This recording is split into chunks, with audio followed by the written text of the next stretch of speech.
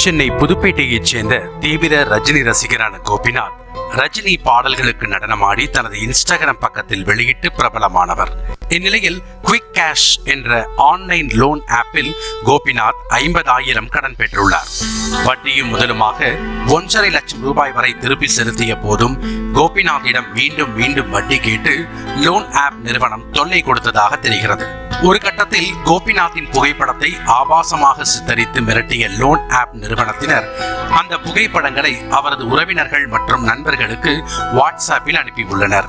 இதனால் கடும் மன உளைச்சலுக்கு ஆளான கோபிநாத் மிஸ் யூ அம்மா அப்பா, நான் போகிறேன் என வாட்ஸ்அப் ஸ்டேட்டஸ் வைத்துவிட்டு இன்று காலை வீட்டில் தூக்கிட்டு தற்கொலை செய்து கொண்டார். இதனையடுத்து கோபிநாத் உடலை மீட்ட போலீசார் சென்னை ராஜீவ்காந்தி மருத்துவமனைக்கு பிரேத பரிசோதனைக்காக அனுப்பி வைத்தனர். கோபிநாத்தின் தந்தை மணி மற்றும் தாயார் தனலட்சுமி கூறுகையில், கஜினாவோட ஆஃபீஸ் ஸ்டாஃபுகள்லாம் அசிங்கமாக அனுப்புவதே சார் இந்த உள்ள பிரச்சனை வந்துச்சு. எல்லாம் நேக்கட் ஃபிலிம் சார்.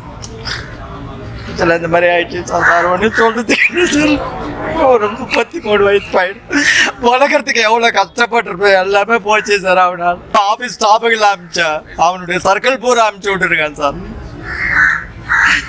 என்னால் தாங்க முடியல சார். மறுபடியும் அந்த படத்தை போட்டு அவனை பயன்படுத்திருக்கிறாங்க.